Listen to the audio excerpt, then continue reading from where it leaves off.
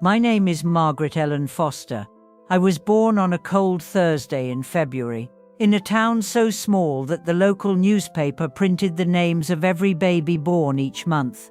My mother said it snowed the day I came into the world, but not the pretty kind of snow, the messy, slushy kind that soaks your shoes and bites your fingers.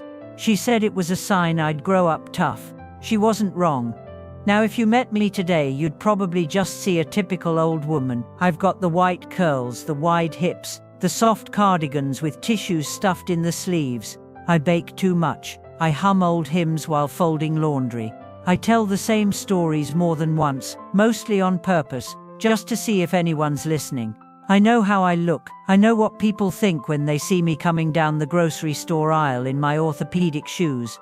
But people forget, old women weren't born old. We were once daughters, lovers, fighters. We've seen things, lost things. We've made impossible choices in silence. You live long enough, you stop flinching at pain and start recognizing it in others. And behind my soft smile, I carry a story that's been folded and stored in my soul like a secret letter, one I'm finally ready to unfold. Not because I want pity, God no, but because I want someone, maybe you, to understand what it means to be broken by the people you trust the most and still rise from the wreckage without turning bitter. This is the story of how my husband, the man I thought would grow old with me, betrayed me with my own sister, and how I forgave myself but never forgot. And yes, how I got even, but not with yelling, not with throwing plates or poisoning his soup. Though believe me, the thought crossed my mind. No, I chose something far more permanent, something clean, public, beautiful even, a revenge that didn't just satisfy me, it changed everything. But before I get to that, I need to take you back to the beginning, because no one wakes up and suddenly becomes a woman scorned. You have to be someone deeply in love first. You have to believe in the fairy tale before it collapses, and I did. I met Thomas on a Tuesday morning. Funny how I remember that so clearly. The day of the week, the shoes I was wearing, even the chipped button on my coat that I'd meant to fix for weeks. I wasn't looking for love. In fact, I had just come out of a relationship that left me feeling like I had to apologize for my own voice. You know the kind, where you start shrinking yourself bit by bit until you barely recognize the girl in the mirror. I had sworn off men for a while. I told myself I'd focus on my nursing classes, maybe move to a bigger town,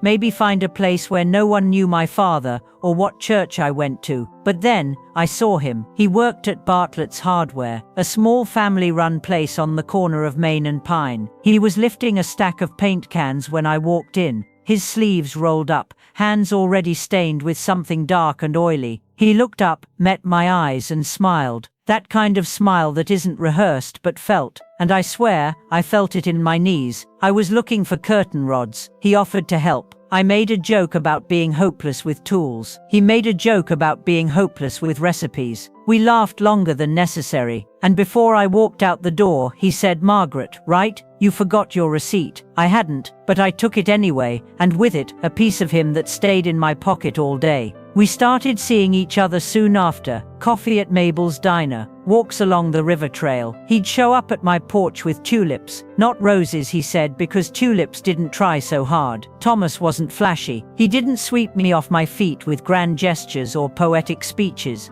But he noticed things. He remembered that I liked my eggs scrambled with pepper. He opened doors. He asked about my mother's arthritis like it mattered. He gave me a kind of attention that didn't feel performative. It felt earned. My father liked him. My mother didn't. She said his family was too plain, that he had sad eyes, but I disagreed. To me they were steady eyes that didn't flinch when things got hard. He kissed me for the first time on the bridge just outside town, the one with the padlocks. He didn't ask permission, just leaned in while I was rambling about something I can't even remember now. And then there it was, simple, confident, safe. By autumn we were talking about marriage. By winter we were planning the wedding. It was small, modest, but lovely. I wore a dress that I stitched myself, ivory lace, hand-trimmed. Hours and hours of work I poured into every seam. My hands were shaking as I walked down the aisle, but Thomas's weren't. He held me like I was already home, and for a long time, I was happy. I mean, not the fireworks and violins kind of happy, the real kind. The kind where you fall asleep next to someone who knows which side of the bed you need on nights your hip acts up. The kind where you argue about stupid things like who left the milk out, and then laugh about it 3 hours later over a pot roast you made too salty. We made a life, a quiet, good life. We bought a house, yellow with green shutters, the kind of house that creaked when it was too cold and smelled like lemons in the spring because of the tree out back. We had 2 children. Thomas worked long hours, but he always made it home for dinner. We built routines, rituals, rhythm, and somewhere along the way, I stopped being Margaret the dreamer and became Margaret the wife, not because I had to, but because it felt right, until it didn't. But we're not there yet, because the story of Thomas and me wasn't always painful. It started in joy, it grew in warmth. That's what made the betrayal later so brutal. It wasn't just what he did, it was who he used to be, the man who once carried me across a creek barefoot, just so I wouldn't ruin my shoes. That was the man who'd one day look me in the eyes and lie. But I didn't know that yet, and in those first years, I was too busy loving him to imagine anything else. If I had to describe my sister Lila in one word, it would be brilliant. Not the kind of brilliance that earns you degrees or applause at lectures. No, Lila's brilliance was social, magnetic. She could walk into a room full of strangers and leave with everyone remembering her name, her laugh, her perfume. She had this way of tilting her head when someone talked to her that made them feel like they were the only person that mattered in the whole world. She was 3 years younger than me, but in some ways, I always felt like the little sister. I was born with a sense of responsibility. I cleaned the kitchen without being asked. I made lists. I followed rules. Lila floated, always barefoot, always late, always forgiven. Our mother adored her. She'd say things like, Margaret is dependable, but Lila lights up the room. And I never said it out loud, but a part of me carried that sentence for most of my life, like a quiet weight sewn into the lining of my coat. When we were children, we fought like sisters do, over toys, clothes, who got the last biscuit, but we always found our way back to each other. I was the one who brushed her hair at night. I was the one who kept her secrets. I defended her when she got into trouble, and she knew it. When Thomas and I got married, Lila was my maid of honor. She wore pale blue. She gave a toast that made everyone laugh. She winked at Thomas and said, "Take care of her. She's the only sister I've got." He nodded, smiling, but now I wonder, did something pass between them even then? Some silent understanding? Back then I wouldn't have believed it, but memory has a cruel way of re-editing the past once you know how the story ends. After the wedding, Lila came over often. At first it was nice. She'd help me fold laundry, bring leftover pastries from her job at the cafe. She'd sit with me on the porch and talk about the men she was dating. Always charming, always doomed to fail. Thomas liked her company. He'd tease her playfully. She'd laugh loudly at his jokes, louder than I did. Sometimes she'd call him Tommy, which only his mother had ever done. I noticed things, little things, how she'd lean in closer than necessary when showing him something, how he'd glance at her just a bit longer than you glance at a sister-in-law. But I told myself I was being silly, jealous even, jealous of Layla, something I hadn't felt since we were teenagers and she got invited to dances I didn't. But this was different. This was my home, my husband, my life, and yet, there she was, in the guest room too often, at our dinner table too late, in our stories too deeply. There was a night I remember vividly. I was curled up in bed reading and Thomas was in the shower, his phone lit up on the nightstand. It buzzed once, then again, then a third time. The name on the screen, Layla.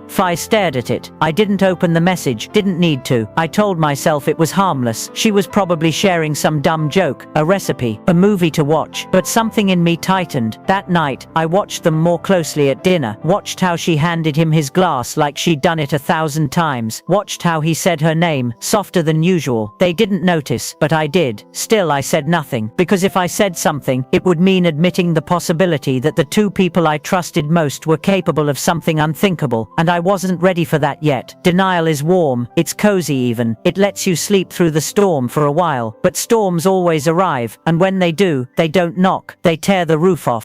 There's something strange about noticing when love starts to leave a room. It doesn't slam the door on its way out. It slips through the cracks. It stops refilling your coffee, stops asking how your day was, stops looking you in the eye just long enough for you to wonder if it ever really saw you at all. That's how it started with Thomas. Little things, the kind of things that don't mean much on their own, but start to add up like dust on a shelf. until one day you realize you can't even see the surface underneath. He stopped asking if I wanted tea in the evening, stopped reaching for my hand during Sunday Mass. He started spending longer hours at work, said inventory was off, or the supplier was being difficult. He'd come home smelling faintly of cologne that wasn't his. Not that I could prove it, but it was floral, sharp, not my scent, not mine. At first I dismissed it. After all, we'd been married for decades. Passion dims, routines settle,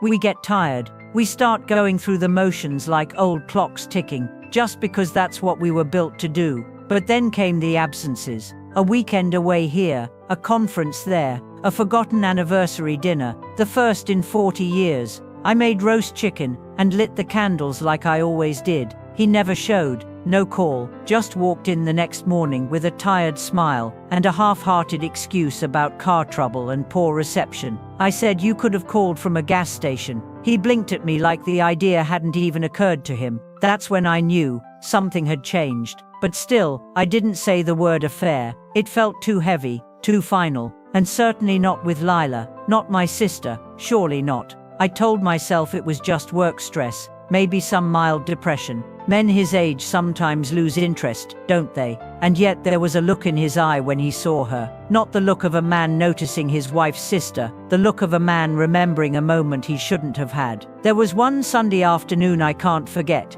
We were hosting a family barbecue. Lila had arrived early, as usual, wearing a sundress that was just a little too low cut for an afternoon with children around. She brought wine, helped me cut tomatoes, laughed a little too loudly at Thomas's dry jokes. At one point I went inside to grab something from the kitchen. The screen door creaked behind me. I turned back, and there they were, Thomas and Lila, standing too close, not touching, but close. He was saying something quietly, and she was nodding, smiling in that way you do when you're sharing something that belongs only to the two of you. They didn't see me watching, but something inside me crumbled. I stood there frozen, my hand still on the fridge door, pretending I was looking for mustard while the air left my lungs. I didn't confront them. I didn't cry. I went back outside and smiled like my heart wasn't peeling apart inside my chest. Because that's what women like me were taught to do. Keep the peace, don't stir the pot, hold it all in until it calcifies. That night, I waited until he was asleep, and I checked his jacket pockets for the first time in my life. I felt like a criminal, like some nosy, paranoid housewife in an old movie. But I found nothing, no receipts, no notes, no lipstick-stained napkin. Still, I knew, I just didn't have the proof yet. And the not knowing, that was the worst part, because when you love someone, truly love them, you don't want to catch them. You want to be wrong. You pray you're wrong, even when every bone in your body tells you otherwise. It was an ordinary Tuesday, the kind of day when the sky is just grey enough to dull your mood, but not quite enough to give you an excuse to stop doing chores. I had planned to clean the attic. It had been years.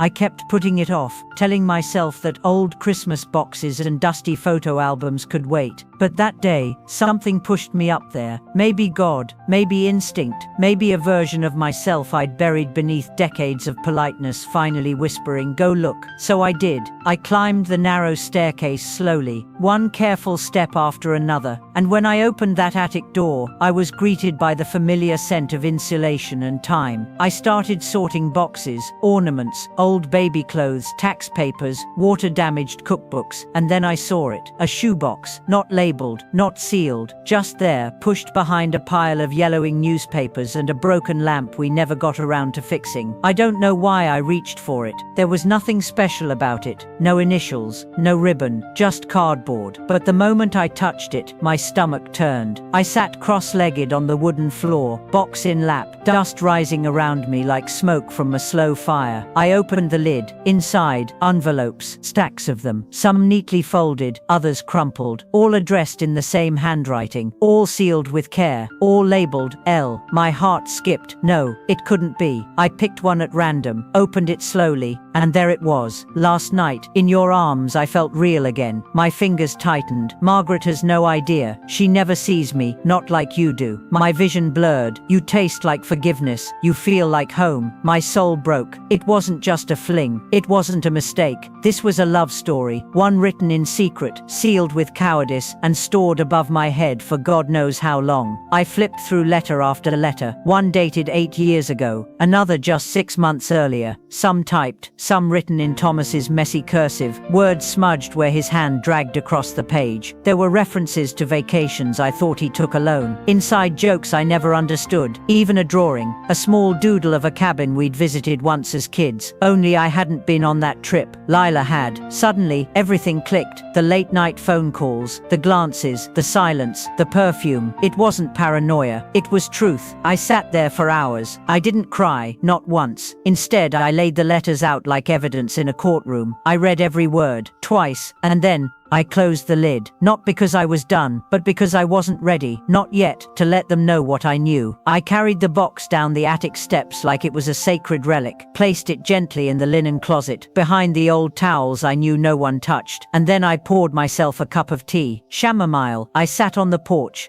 watched the wind move through the leaves, listened to the hum of a neighbor's lawnmower, and for the first time in years, I felt still, because when the truth finally arrives in all its ugly, undeniable glory, it doesn't shatter you, it steadies you, it gives you something you hadn't had in years: power. I think most people expect rage when they imagine betrayal, screaming, thrown dishes, doors slammed hard enough to shake the foundation of the house. But that's not what happened. When I found the letters, when I read them, when I held their weight in my hands like bricks tied to my heart, I didn't scream. I didn't even raise my voice. You know what I did? I made chicken stew. I peeled the carrots with focus, seasoned the broth just right, set the table like it was any other Tuesday evening. When Thomas walked through the door, I kissed his cheek. He smiled, said, "Smells good." I nodded. It did, because I knew, and he didn't know I knew, and that gave me time. I spent the next few days observing, not accusing, not hinting, watching. The way he checked his phone and turned its screen down every time it buzzed. The way he suddenly took longer to walk the dog, even though Daisy barely had the energy to make it past the mailbox. The way he'd mention Lila offhandedly, how she was doing better, finally finding her place, always so helpful. He was laying groundwork,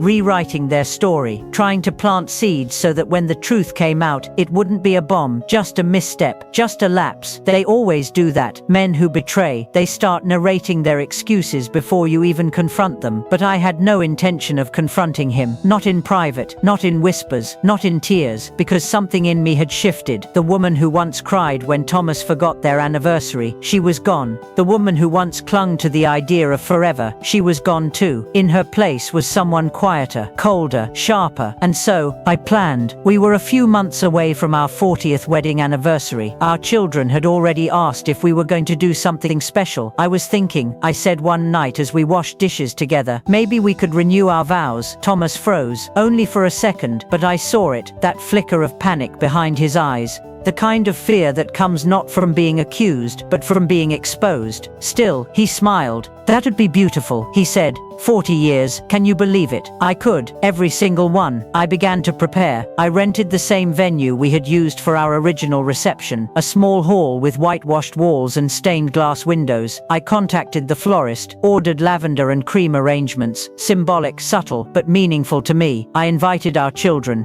our grandchildren, old friends, the pastor who married us, and of course, I invited Lila. When I called her, she sounded surprised, too surprised. "A vow renewal? Really? You two are doing that?" "Yes," I said gently. "It feels right." She paused, then laughed. "Well, I'll be there. Wouldn't miss it for the world." "No," I thought. "I know you wouldn't." Every detail was intentional. I ordered a new dress, ivory, long sleeves, modest, but elegant. I had my hair done at the same salon where I'd gone before our wedding. I even found the same earrings my mother had given me that day. But the most important detail was the small red leather journal I carried with me. Everyone thought it held my vows. My children asked if they could read them in advance. I told them it was a surprise, and it was, for everyone. everyone. The morning of the ceremony was quiet, too quiet. I woke before the sun, as I often do, and sat on the edge of the bed watching Thomas sleep. His chest rose and fell steadily, like nothing in the world was amiss. I studied his face, the lines, the faint snore, the jaw that once felt so strong under my fingers. I wondered, not for the first time, when exactly he had stopped loving me, or if he ever had at all. But I didn't cry. I had done all my grieving already, in silence, alone, with the curtains drawn and the lights off. Now it was time to rise. I bathed slowly, pressed my hair into soft waves, slipped into the dress, ivory, smooth, the exact shade of dignity. My daughter arrived first, with my grandkids running around her legs like puppies. She helped me with my earrings, looked me in the mirror and said, "Mum, you look radiant." I smiled. I did. Thomas drove us to the venue in his grey sedan. We barely spoke. He drummed his fingers on the steering wheel while I stared out the window, watching the fields roll by like they were taking me back through time. The venue was already full when we arrived. Friends from church, neighbors, my cousin Ruth, who always wore too much perfume. Everyone was smiling, hugging, laughing. The air smelled like lavender and champagne. And then I saw her, Lila. She stood near the altar, chatting with our son, her smile dazzling. She wore emerald green, a bold choice, I thought. She always liked to stand out. When she saw me, her smile wavered, just a little, then returned. She waved, blew me a kiss, and mouthed, "You look stunning." I nodded, and kept walking. The music began. Pachelbel's canon, traditional, overused, and perfect. Thomas stood at the altar, straightening his tie nervously. Our pastor, Pastor Raymond, greeted me warmly. He didn't know, of course. No one did. Everyone thought they were about to witness a celebration, but they were about to witness a truth. I stepped up to the podium, journal in hand. The room quieted, phones were lowered, children hushed. All eyes turned to me. I opened the journal, and for a moment, I let the silence settle, thick, sacred, heavy. Then I began. Before I share my vows today, I want to read something that's been on my heart. People leaned in. Thomas smiled nervously. Lila sipped her champagne. "These aren't my words," I said, "but they were meant for someone in this room." And I read the first letter. "You taste like forgiveness. You feel like home." A ripple moved through the crowd. Thomas's smile vanished. "Margaret has no idea. She never sees me. Not like you do." I heard someone whisper, "What is she reading?" I didn't stop. I read the second letter, then the third. Each word landed like thunder, not loud, but final. Lila's champagne glass slipped slightly in her hand. Thomas's eyes widened, not with surprise, but with the dread of being caught without an escape. The room had gone utterly still. I looked up. For years, I believed I had a husband who loved me. For years, I thought my sister was my closest friend. What I had was a beautiful lie. But lies only live in silence. And today I reclaim my voice. I turned to the pastor. "There will be no renewal today." A gasp. "There will be no vows, because marriage is built on trust. And mine was buried in an attic with a box of letters." I paused, let the words hang. "To my husband, and to my sister, you deserve each other. I deserve peace." And then, I closed the journal. Gently, I handed it to the pastor. And I stepped off the altar. The room erupted. Not in applause, not in outrage, but in stunned silence. It was the most powerful sound I had ever heard. I didn't wait for Thomas to speak, or for Lila to protest. I walked past them both, out the doors, into the light of late afternoon. My heels clicked on the stone path like a metronome. Calm, measured, free. That was the last time I ever saw them together. They say the hardest part of an earthquake isn't the shaking, it's what comes after. The stillness, the dust, the sound of nothing, where something used to be. That's how it felt walking out of that ceremony. Not triumphant, not broken, just quiet. The wind was soft against my face. Birds chirped like nothing had happened. I drove myself home. Yes, I drove. I had left my car parked 3 blocks away behind an old church, just in case I needed to disappear without the awkwardness of shared keys and awkward goodbyes. I opened the door to my house, our house, and looked around. Same curtains, same furniture, same scent of lavender from the candle I always lit before guests arrived. But something was different. Everything was different. I walked to the bedroom, opened my closet, and started packing. Not in a fury, not with tears, just with purpose. I didn't want the house, didn't want the memories, didn't want to stay in a place where the walls remembered things I no longer wanted to feel. I packed 3 suitcases, took my journals, my teacup collection, and the blanket my mother made me when I was 12. I left the rest. Let him keep it all. Let her keep him. I moved into a cottage by the lake that same week. It wasn't fancy, just 2 rooms and a porch with a swing, but it was mine,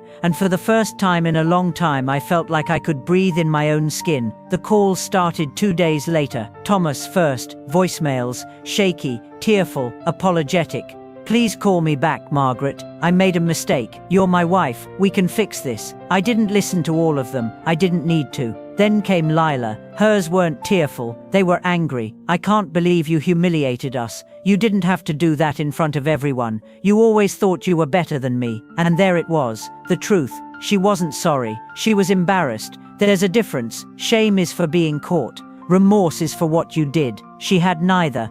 My children called too. At first, confused, then hurt, then proud. They came to visit. We sat on my porch drinking lemonade and watching the lake shimmer in the morning sun. One of my granddaughters, Emily, asked, "Grandma, why did you do it that way?" I looked her in the eyes and said, "Because I wanted them to feel what I felt, the cold rush of truth, when you least expect it." She didn't ask again. The town, of course, buzzed. Small towns are like fish bowls. Everyone watches, everyone whispers. Some said I was cruel, others said I was brave. Most just looked at me differently, but I didn't care. For the first time in years, I felt like myself, not someone's wife, not someone's sister, just Margaret. I started painting again, opened a flower shop, taught myself how to play the piano. I wasn't rebuilding my old life, I was building a new one. One afternoon, I received a letter in the mail, no return address. Inside was a single line, "I hope you can forgive me one day." No signature, no apology, no effort. Just 7 words scribbled in ink that had started to fade. I folded the paper, slid it into the fire, and watched it disappear, because some things don't deserve to be kept. Peace doesn't look like what people think it does. It's not big, it's not loud, it's not some triumphant march down Main Street while everyone claps and cheers for your freedom. Peace is quiet. It looks like steam rising from a mug of chamomile tea at 6 a.m. It sounds like birdsong outside your window and the gentle creak of floorboards beneath slippers. It feels like closing your eyes and not needing to explain yourself to anyone, not even in your thoughts. That's what my life became. No more pretending, no more hosting dinners I didn't want to cook, no more watching someone lie to my face while calling me darling, just stillness. And it was beautiful. The cottage by the lake was small, but it had everything I needed. 2 chairs on the porch, a kitchen filled with chipped but beloved mugs, a record player that skipped when it got to the middle of Ella Fitzgerald's Misty, and I never fixed it because I liked the skip. I planted herbs, basil, thyme, rosemary. They grew slowly, but so did I. Most mornings, I walked barefoot through the dew-soaked grass with Daisy. Yes, the same sleepy little dog Thomas used as an excuse for years. I took her with me. He didn't even ask for her back. Some days I'd sit by the lake and sketch. Nothing fancy, just flowers, birds, the way the sunlight caught the surface of the water like a secret. I read novels I'd always meant to finish. I baked for myself. I hung a sign over the stove that said, "You owe yourself the love you give so freely to others." It became my gospel. I stopped wearing makeup, stopped brushing my hair into the tight bun he liked, let the curls fall. I stopped apologizing when I didn't feel like smiling, stopped explaining why I was alone at the market, stopped trying to fix things that weren't mine to carry. That too was peace. I didn't date, didn't flirt, didn't want to. People asked, of course, "Aren't you lonely?" I'd smile. You'd be amazed how full a life can feel when it's finally yours. Because peace is being the only voice in your head. It's making your bed the way you like it, eating at the hour you prefer, laughing at your own jokes. It's not silence, it's freedom from noise that never fed you. I still had hard days. Days when I saw an old photo. Days when I passed the street where the yellow house still stood. Days when I remembered his hands, or her laugh, and I had to sit down and breathe through the ache. But peace isn't the absence of memory. It's the absence of obligation to go back. And I never went back. Not once. I didn't respond to the letters, didn't pick up the phone when unknown numbers rang, didn't ask mutual friends how they were doing, because they were no longer mine to worry about. They had chosen each other, and I had chosen me. And that choice, finally, fully, without shame, was the most radical, most healing, most holy thing I had ever done. If you've listened this far, thank you. Maybe you don't know me, maybe you'll never meet me, but somehow, we've spent time together, and that matters more than you realize. So before I go, let me leave you with this. You don't owe anyone your silence, not your husband, not your family, not your community, not the voice in your own head that tells you to keep the peace. Because peace without truth isn't peace, it's prison with lace curtains. I want you to remember that no one gets to define you by what you lost, or what they took from you. You are not the betrayal, you are not the scar, you are the woman who survived it. And if one day, someone breaks your heart, quietly, slowly, or all at once, you don't need to set fire to the house. Sometimes the most powerful thing you can do is open all the windows, pack your things, and walk away with grace. Let them sit in the smoke of what they destroyed. You don't have to fight to be seen. You don't have to scream to be heard. Your power isn't in your volume, it's in your choice. The choice to leave, the choice to grow, the choice to rebuild, the choice to live, freely, joyfully, even after all they did. I'm 72 now. I have laugh lines around my mouth and hands that shake when I pour tea. But I have never in all my years felt more alive than the moment I stepped off that altar and took my life back. And if I could go back, I wouldn't change a single thing, except maybe the curtains in the old yellow house. They were hideous. So if you're sitting in your own quiet attic moment, if you found your box of letters, whatever they may be, know this: you are not too old, you are not too late, you are not too broken, you are becoming, and your becoming might just start with the words, I deserve peace, and you do. You really, really do.